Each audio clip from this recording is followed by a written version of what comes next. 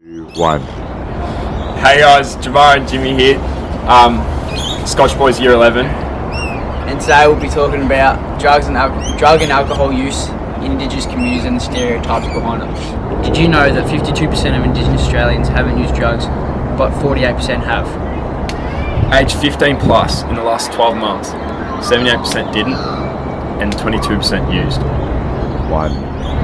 Some commonly used drugs would be painkillers, amphetamines, tobacco and cannabis.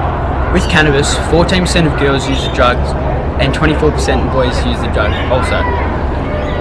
Indigenous people are 1.5 times more likely to use the drug, and it can cause 2.8% of the deaths and 3.4% of diseases.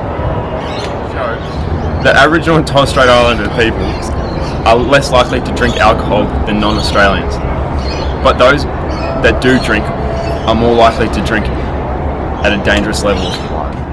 Aboriginal and Torres Strait Islander people are 1.3 times less likely to drink alcohol than non-Indigenous people, but Aboriginal and Torres Strait Islander people who do drink at a higher dangerous level.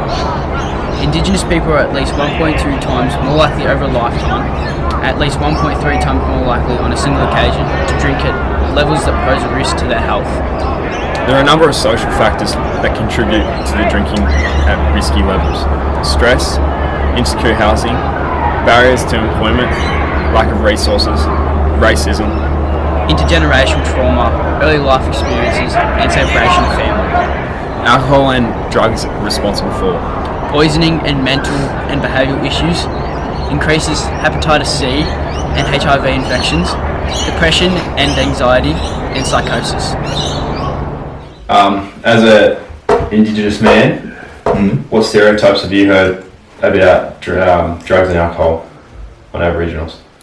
I guess a lot of people think that all Aboriginals are alcoholics and all that and use drugs and whatnot, but obviously it's not the case. You can see all the boys here at Scotch, we're all bloody good and not doing anything wrong. So I think just some people who aren't educated just an assumption that all Aboriginals just are addicted to all that stuff, but it's not the case.